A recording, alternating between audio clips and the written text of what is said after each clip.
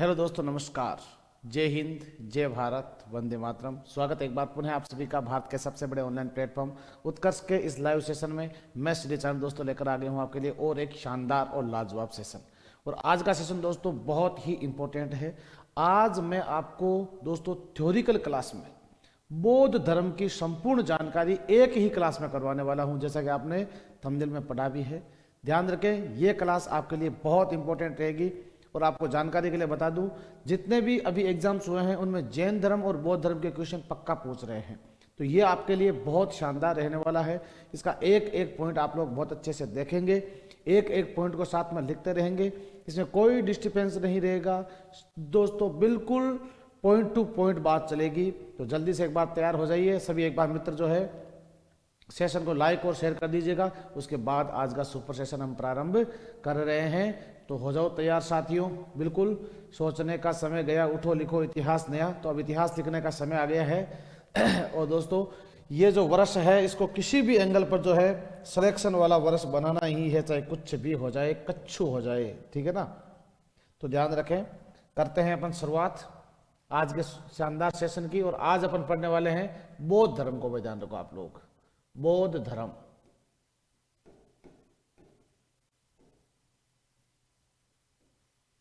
बौद्ध धर्म, जैन धर्म और बौद्ध धर्म सबसे ज्यादा कंफ्यूज करते हैं अपन को। आज ये कंफ्यूजन भी मैं आपको दूर करूंगा, आपका ध्यान रखो आप लोग, पूरा कंफ्यूजन दूर करेंगे आपका और पूरी जानकारी आपके साथ साझा करूंगा। तो जल्दी से एक बार आप लोग सभी मित्र मुझे बता दीजिए कि भगवान बुद्ध का जन्म कब हुआ था, कहाँ हुआ था, किस वंश के थे, क्या पिता का नाम, क्या माता का नाम, सभी कमेंट करो। देखे पहला पॉइंट, भगवान बुद्ध बौद्ध धर्म के संस्थापक कौन थे? तो संस्थापक थे दोस्तों महात्मा बुद्ध या भगवान बुद्ध, या जिन्हें कहा जाता है गौतम बुद्ध। भाई ध्यान रखो आप लोग, महात्मा बुद्ध बौद्ध धर्म के संस्थापक थे। ये आपको अच्छे से ध्यान रखना है, पहला पॉइंट। फिर प्रश्न आता है कि भगवान बुद्ध का जन्म कहाँ हुआ था, बुद्ध का जन्म कब हुए, कहाँ हुआ था। तो सभी मित्र ध्यान रखेंगे आपको कि बुद्ध का जो जन्म है लुम्बिनी ग्राम नेपाल में। भाई ध्यान रखो आप लोग, लुम्बिनी ग्राम जो वर्तमान में कहाँ आता है, नेपाल में आता है। ध्यान रखो भाई आप लोग, ठीक है।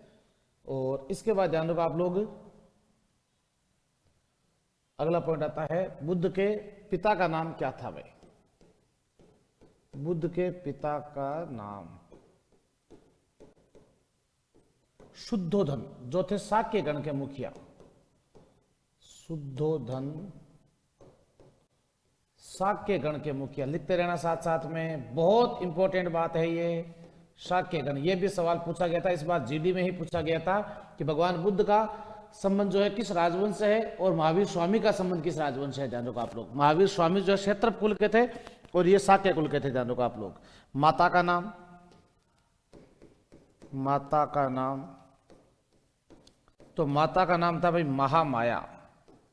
महामाया उनकी माता का नाम था त्रिशला, महामाया। और दोस्तों ध्यान रहे, बुद्ध के जन्म से 7 दिन बाद ही बुद्ध की माता श्री का देहांत हो जाता है, इसलिए इनका लालन पालन इनकी जो मासी थी गौतमी ने किया था, इसलिए इनको गौतम बुद्ध के नाम से जाना जाता है। तो महामाया दोस्तों ध्यान रखो आप लोग, बुद्ध के जन्म से 7 दिन बाद मृत्यु, बुद्ध के जन्म से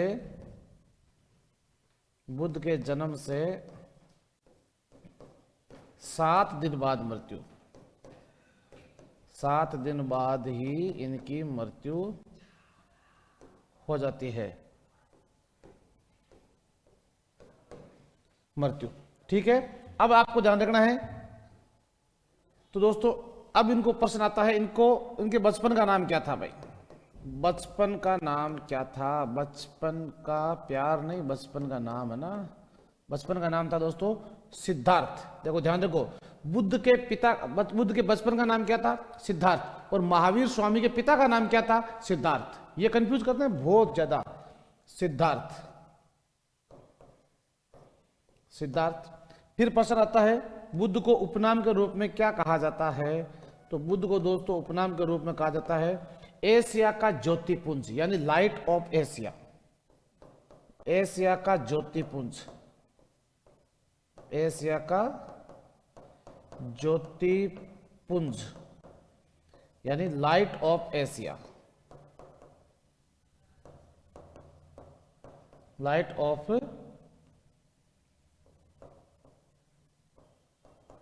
एशिया किसे कहते हैं भाई?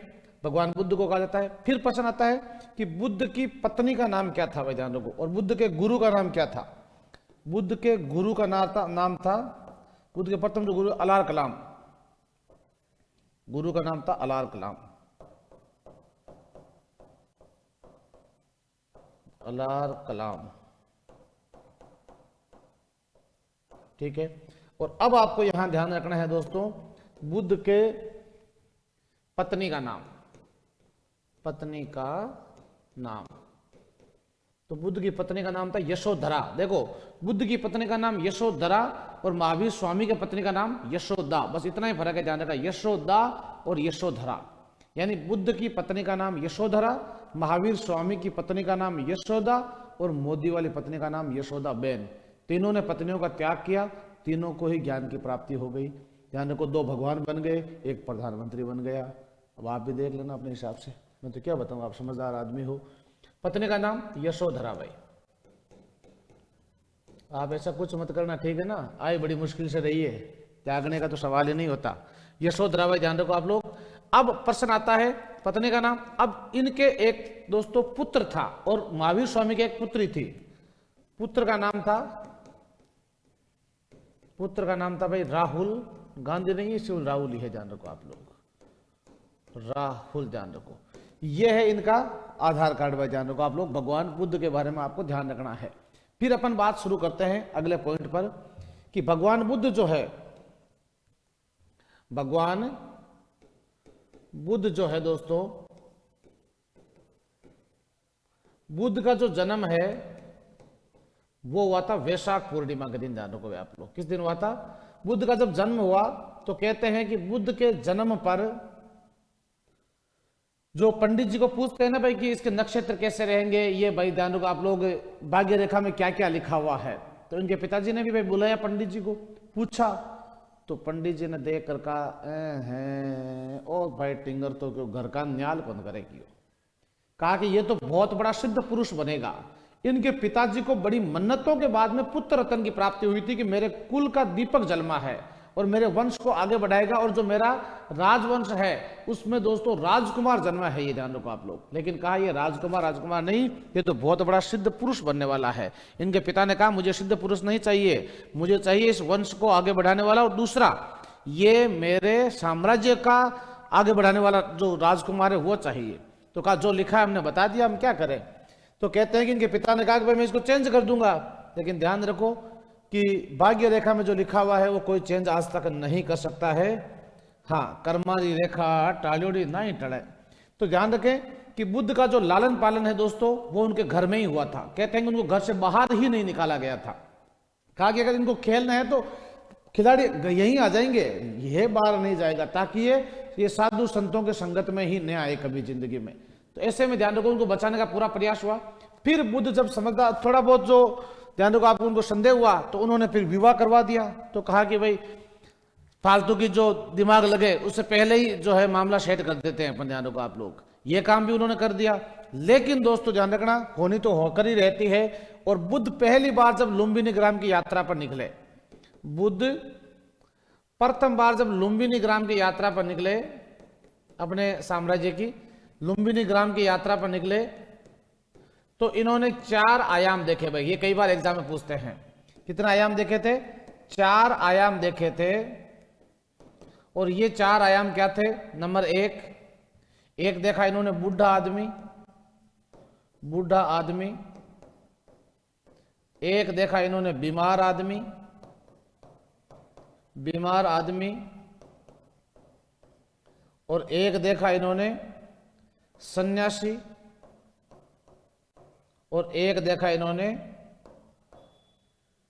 शव, मरा हुआ आदमी। भाई ये और इन्हीं 4 आयामों ने कहते हैं कि बुद्ध के जीवन को बदल दिया था। बूढ़ा, बीमार, शव और सन्यासी। ध्यान रखो आप लोग। कैसे? जब ये पहली बार यात्रा पर निकले तो इन्होंने बूढ़े आदमी को देखा कि इसको क्या हो गया है, तो कहा कि ये बुजुर्ग हो गए यार, और क्या हुआ है। तो कहा कि आदमी जब जवानी में इतना मोटा तगड़ा सही ढंग से रहता है, आराम से घूमता फिरता मजे करता है, तो आदमी बूढ़ा होता ही क्यों है, क्योंकि बूढ़े की इज्जत नहीं करते भाई। दोनों आज की संस्कृति हो गई। वरना तो बुजुर्ग जो है, बूढ़ा थारी महारी शोभा, बूढ़ा घर शाख हुए।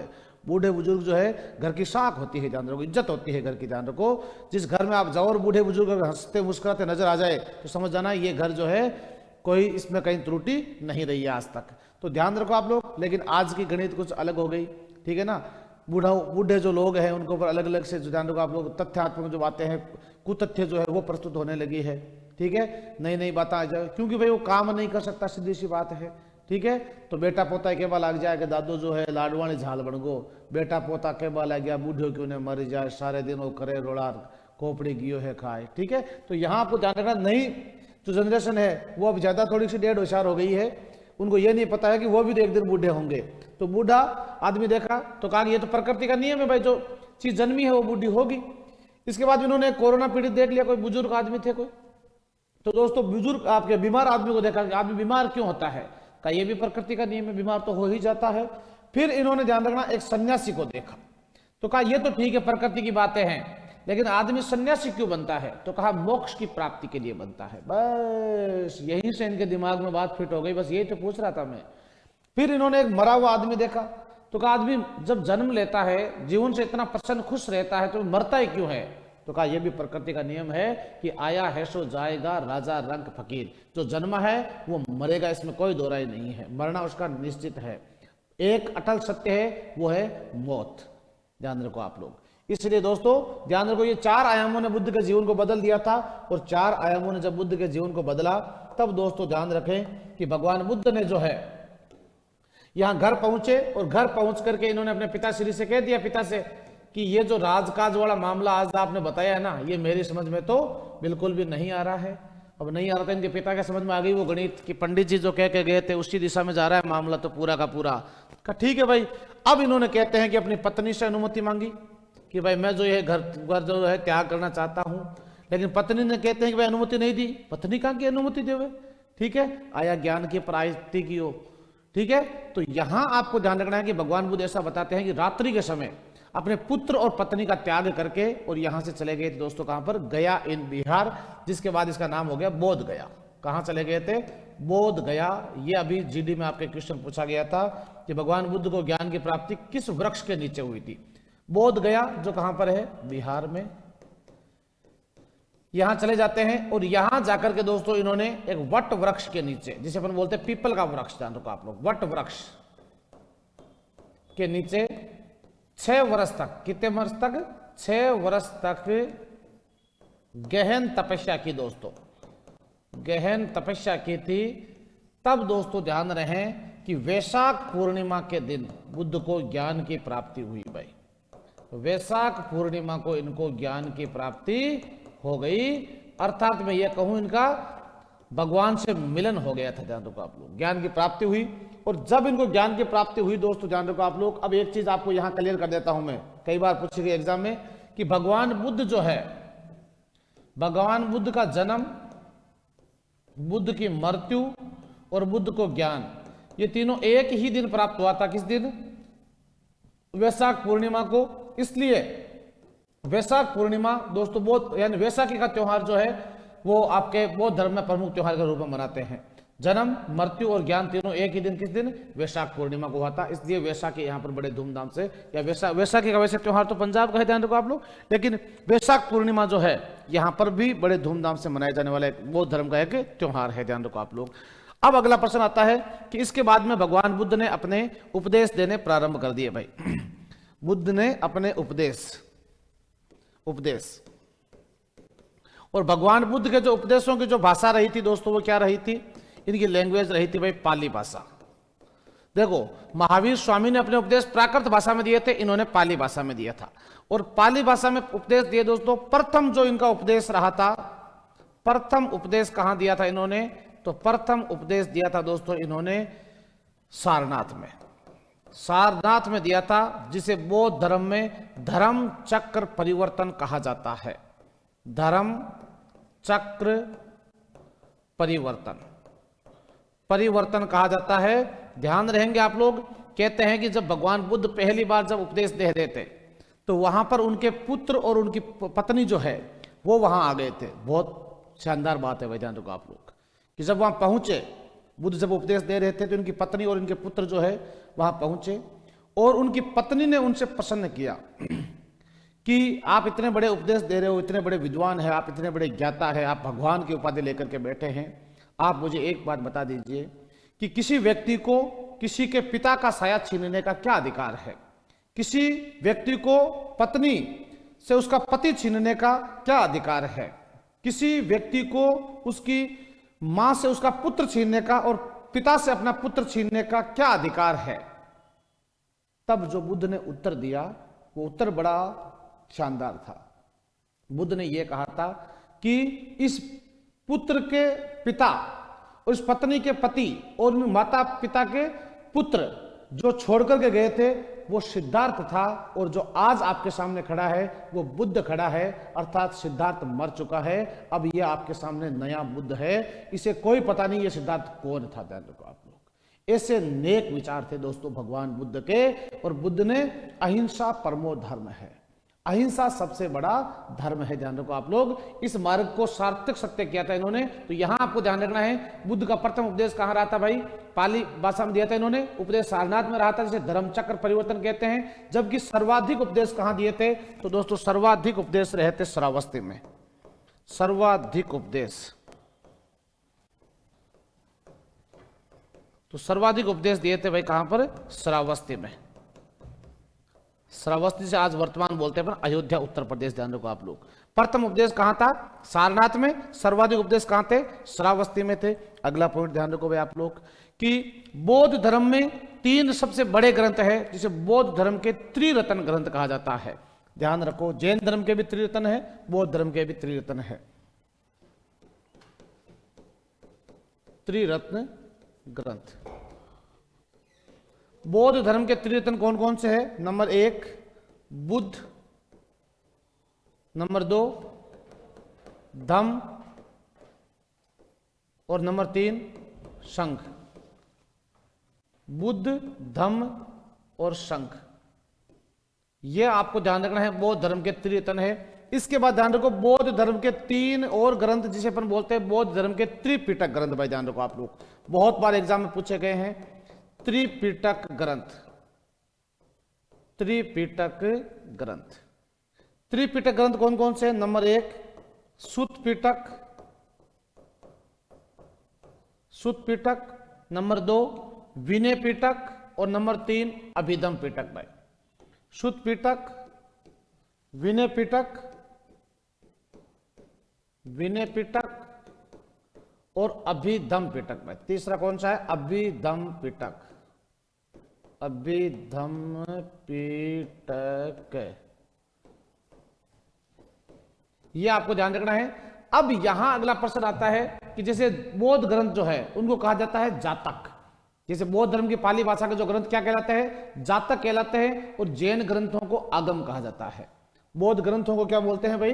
बौद्ध ग्रंथों को जातक कहा जाता है। बौद्ध ग्रंथ क्या कहलाते हैं? जातक। इनकी भाषा क्या रही थी? पाली भाषा। में ध्यान रखो आप लोग, जातक कहा जाता है, जैन ग्रंथों को आगम कहा जाता है। ठीक है, अगला प्रश्न अब क्या कहता है कि विश्व दुखों से भरा है। दोस्तों सुनना सही ढंग से आप लोग कि विश्व दुखों से भरा है का ज्ञान बुद्ध ने कहां से लिया था दोस्तों? तो यह बुद्ध ने ज्ञान लिया था दोस्तों उपनिषदों से। ध्यान रखो आप लोग, कहां से लिया था? उपनिषद से, कि विश्व दुखों से भरा है, विश्व दुखों से भरा है, से भरा है। यह ज्ञान बुद्ध ने कहां से लिया था? उपनिषद से लिया था, जिसके आधार पर बुद्ध ने जीवन के 4 आर्य सत्य बताए। भाई 4 आर्य सत्य मतलब अटल सत्य।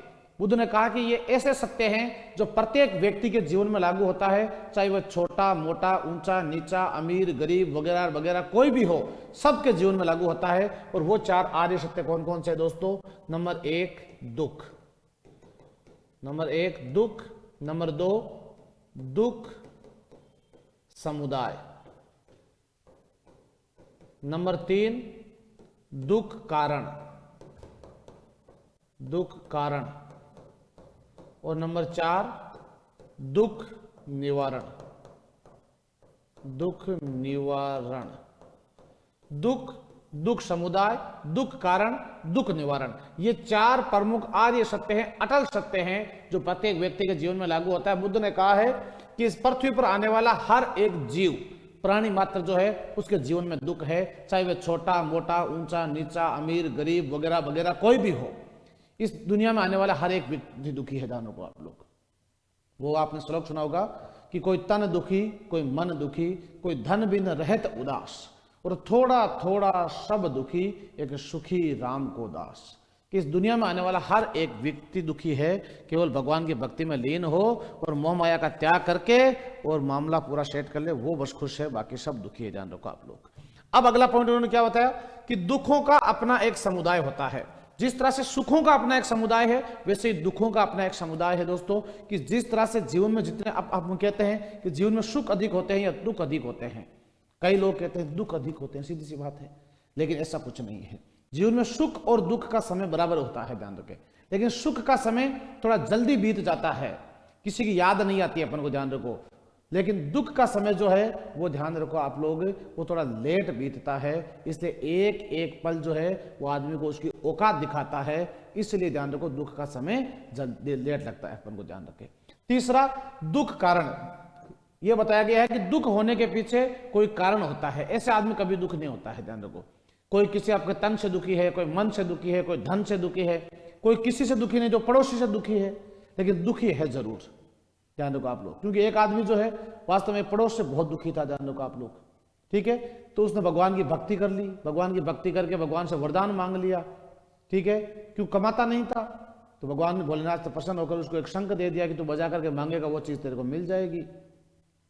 तो कपटी आदमी था, घर आ गया, तो भगवान ने कहा रुक एक मिनट, स्कीम डबल है, इसमें जान एक अलग चेंज है। बोले क्या, कि तू एक चीज मांगेगा पड़ोसी को डबल मिलेगी। तो कहा भगवान एक बात मेरी भी सुन लेना, ये संग अपनी जिंदगी में कभी बजेगा नहीं। ये कहकर घर से निकल गया, संग पत्नी को दे दिया कि बजाना मत, पड़ोसी जो है उनका फायदा हो जाएगा, ये मेरे को कदापि अच्छा नहीं लगेगा। बाहर कमाने चला गया, घर पे अनाज खत्म हो गया, घरवाली ने बेचारी ने कहा कि पड़ोसी को मिलता तो मिलने दो, अपने को क्या करना है। उसने बजाया, उसे हर चीज मिलने लगी थी। उसने गाड़ी तो लुगाई जो है, लालच तो रेवे ही है शुरू से, ठीक है। और उन्होंने जो है मांग लिया, एडी से चोटी तक का गहना मांग लिया, मकान गाड़ी सब मांग लिए। वो वापस आके देखा कि कॉलोनी पूरी बदली हुई है, रौनक धोनक अलग है। उसने सोचा कि मामला तो पूरा शंख बज गया, गड़बड़ हो गई, पड़ोसी का डबल दिखाई दे रहा है। आकर के देखो कपटी आदमी वरदान मांगता है, और आगे के संग बजाया, बजाकर कहा हे भगवान मेरी एक आंख फूट जाओगी। पड़ोसियों के बेचारियों की दोनों फूट गई, क्यों, डबल का वरदान है।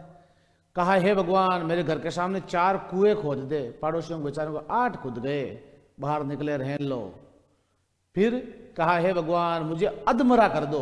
पड़ोसी बेचारे पूरे मर गए। ऐसे पड़ोसी होते हैं वो भी दुखी रहते हैं, उनका कोई उपाय नहीं होता है। दुख निवारण, बुद्ध ने बताया कि जीवन में दुख चाहे कितना भी बड़ा हो, उसका निवारण अवश्य ही होता है, क्योंकि जिसका निवारण कुछ भी नहीं होता, हम कहते हैं कि उसका निवारण होता है समय। ध्यान रखोगे आप लोग, ओके। तो ये आप लोगों को अच्छे से ध्यान रखना है। 4 बुद्ध ने ये दुख, दुख समुदाय, दुख कारण और दुख निवारण जो है, ये जीवन के 4 आर्य सत्य बताए हैं। ध्यान रखो आप लोग, ये क्या है, अटल सत्य कह दो चाहे आप आर्य सत्य कह दो, जो प्रत्येक व्यक्ति के जीवन में लागू होते हैं, जो बुद्ध ने बताए हैं। अगला प्रश्न आता है कि जैन धर्म और बौद्ध धर्म में जीवन का जो अंतिम लक्ष्य है वो है मोक्ष की प्राप्ति। भाई ध्यान रखो आप लोग, मोक्ष प्राप्ति। और मोक्ष प्राप्ति का इन्होंने पहला आयाम क्या बताया है, पहला आयाम बताया है गृह त्याग।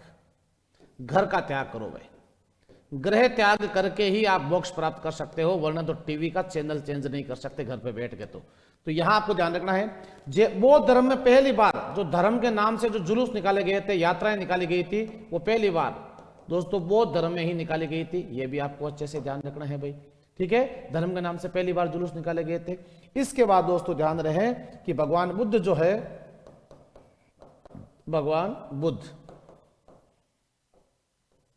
जो है, इन्होंने अपने उपदेश दिए, इनसे जो प्रभावित लोग थे।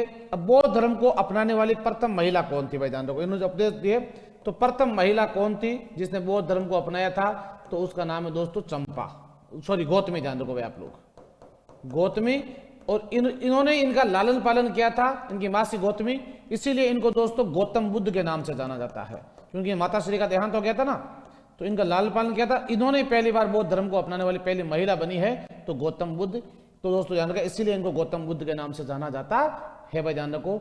और इसके बाद आपको ध्यान रखेंगे कि 483 ईसा पूर्व में भाई, किस समय, 483 ईसा पूर्व में एक जगह दोस्तों ध्यान रखें, उत्तर प्रदेश में कुशीग्राम इन देवरिया उत्तर प्रदेश में भगवान बुद्ध की जो है दोस्तों एक व्यक्ति, इसका नाम था चुंद द्वारा इनको जहर दे दिया गया था, और जहर देने से बुद्ध की मृत्यु हो जाती है भाई, ध्यान रखो आप लोग। कहते हैं कि बुद्ध की मृत्यु के बाद इनके शरीर को लेकर के इनके अनुयायियों में आपस में लड़ाई हो गई थी।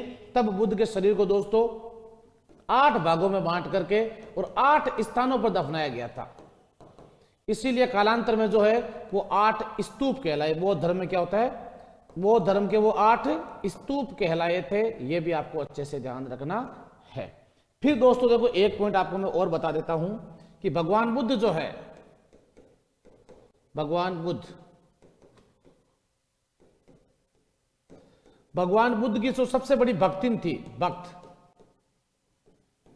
को भक्तिन बोलते हैं ना, तो वो थी दोस्तों आम्रपाली। कौन थी? आम्रपाली, जो थी दोस्तों एक उस समय की सबसे सुंदर महिला। दोस्तों ध्यान रखो आप, सुंदर महिला थी उस समय की, रूपवंती नारी, जो एक दोस्तों नगर वधू थी, ऐसा बताते हैं भाई। नगर वधू जिसे अपन बोलते हैं एक वेश्या भाई, ध्यान रखो आप लोग। कहते हैं कि इतनी सौंदर्यवान थी कि एक रोज जो है मगध का जो राजा था, मगध का राजा जिसका नाम था बिंबिसार, बिंदुसार नहीं है भाई, बिंबिसार अलग है, बिंदुसार अलग है। ये बिंबिसार है जो हर्यक वंश का संस्थापक था। बिंदुसार जो है वो मौर्य वंश में था, ध्यान रखो आप लोग। बिंबिसार जिसने 500 से अधिक विवाह किए थे, 500 प्लस विवाह किए थे, ध्यान रखो भाई आप लोग। ताको एक कौन हुई बेटी का पापा, और 500 से अधिक विवाह किए थे। और एक रोज जो है, जो भगवान बुद्ध से जब ये मिलने आए तो इन्होंने आम्रपाली को देखा, और आम्रपाली को देखकर उसके सौंदर्य पर मुग्ध हो गए, और इसे भी लेकर के मगध आ गए, और मगध में ले जाकर इससे विवाह कर लिया भाई। ये लो, पहले स्कीम यही होती थी भैया, कोई कोर्ट कचहरी नहीं थी, कोई धाराएं नहीं लगती थी, तो विवाह हो गया। और इन दोनों से उत्पन्न जो संतान थी दोस्तों, बिंबिसार और आम्रपाली से उत्पन्न जो संतान थी उसका नाम था जीवाक, जिसे कहते हैं कि शिक्षा प्राप्त करने के लिए भेजा गया था तक्षशिला, जो विश्व का सबसे प्राचीनतम विश्वविद्यालय है, तक्षशिला इन पाकिस्तान में। और दोस्तों यहां पर इनकी जो है शिक्षा दीक्षा होती है। और जीवाक ने दोस्तों इस समय बताया जो है एक बहुत बड़ा ये राज वैद्य हुआ था। और इसी ने दोस्तों कहते हैं कि बुद्ध जब अपने अंतिम समय में जहर देने से बीमार हुए थे, तब बुद्ध की सहायता में एक राज वैद्य बिंबिसार ने भेजा था। किसको? जीवाक को भेजा था। ये भी साथ में आपको ध्यान रख लेना है, ठीक है ना। तो ये बात भी आपको ध्यान रखनी है। अगला पॉइंट जो सबसे इंपॉर्टेंट बात है वो ये कि बौद्ध धर्म की 4 संगति हुई थी। ध्यान रखो आप लोग, कितनी संगति हुई थी? 4 संगति हुई थी। बौद्ध धर्म को अपना, यहाँ एक चीज थोड़ी सी मैं यहाँ क्लियर कर देता हूं आपको इसी स्थान पर, कि बौद्ध धर्म को अपनाने वाला सबसे शक्तिशाली राजा कौन हुआ था? जिसने बौद्ध धर्म को अपनाया था तो वो था भाई सम्राट अशोक। सम्राट अशोक था जिसने बौद्ध धर्म की शिक्षा किससे प्राप्त की थी? उपगुप्त नामक बौद्ध भिक्षु से प्राप्त की थी भाई। उपगुप्त नामक बौद्ध भिक्षु से बौद्ध धर्म की शिक्षा प्राप्त की थी। जब कलिंग युद्ध होता है, कलिंग युद्ध में हुए भारी नरसंहार को देखकर अशोक का हृदय परिवर्तन हो गया था, और उसके बाद अशोक ने कालांतर में युद्ध न करने का निश्चय किया, और अशोक ने बौद्ध धर्म में धम्म को अपना लिया था। और अशोक ने यह कहा था, अहिंसा के मार्ग पर चला था। और यह शिक्षा किससे प्राप्त की थी दोस्तों? उपगुप्त से। फिर अशोक ने अपने पुत्र महेंद्र, ध्यान रखें आप लोग, जो जीडी में पूछा गया था, महेंद्र वे संघमित्रा जो है, इनको बौद्ध धर्म के प्रचार के लिए श्रीलंका भेजा था भाई। श्रीलंका भेजा था, ये ध्यान रखो। फिर अगला पॉइंट आता है कि सम्राट अशोक जो है दोस्तों, सम्राट अशोक ने सबसे बड़ा जो बौद्ध धर्म का स्तूप है, सांची का स्तूप, सांची का स्तूप का निर्माण करवाया था, जो कहां पर है, मध्य प्रदेश में। यह सबसे बड़ा स्तूप है। इसको तुड़वाया था बाद में पुष्यमित्र शुंग ने, और इसका पुनः निर्माण करवाया था पुष्यमित्र शुंग के पुत्र अग्निमित्र शुंग ने। तो प्रश्न यह आता है कि बौद्ध धर्म को अपनाने वाला सबसे शक्तिशाली राजा कौन हुआ था, तो वो सम्राट अशोक हुआ था। ध्यान रखेंगे आप लोग। अब प्रश्न आता है दोस्तों, बौद्ध धर्म की 4 संगतियां कौन कौन सी थी और कब कब हुई थी, उस समय राजा कौन था, यह पूरी जानकारी आपको ध्यान रखनी है। बौद्ध धर्म की 4 संगति भाई।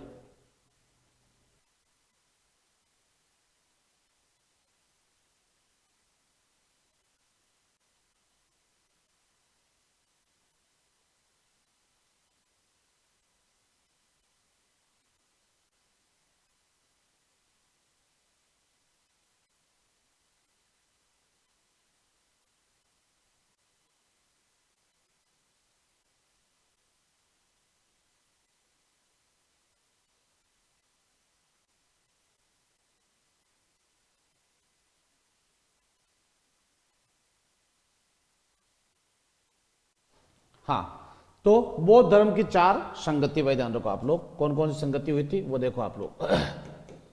बौद्ध धर्म की 4 संगति भाई कब कब हुई थी, पूरी गणित इसकी ध्यान रखनी है आपको। संगति यानी मीटिंग जिसे अपन बोलते हैं, जहां धर्म के बारे में बात की जाती है भाई, कौन से रूल्स अपनाने चाहिए, कौन से त्यागने चाहिए, क्या पूरा मीटिंग में जो ज्ञान होता है ना। एक तरफ तो लिख रहा हूं मैं संगति,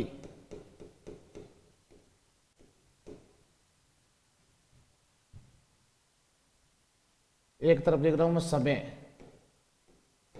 एक तरफ लिख रहा हूं मैं स्थान, और एक तरफ लिख रहा हूं मैं राजा। उस समय शासक कौन था, किसके समय हुई थी। बहुत बढ़िया चीज है, ध्यान रखो आप लोग। सबसे पहले संगति में प्रथम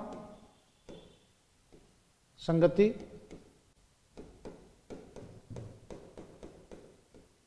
फिर है द्वितीय संगति, सेकंड,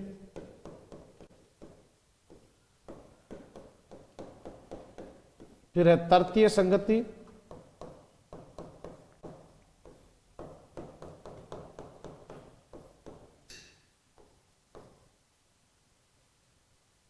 और फिर है चतुर्थ संगति।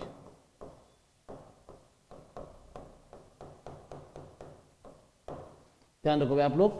तो पहली संगति जो हुई थी वो हुई थी 483 ईसा पूर्व में, 483 ईसा पूर्व में। दूसरी हुई थी 383 ईसा पूर्व में, राइट, 100 साल बाद में। ईसा पूर्व यानी उल्टी चलती है, ईसा के जन्म से पहले ही घटनाएं।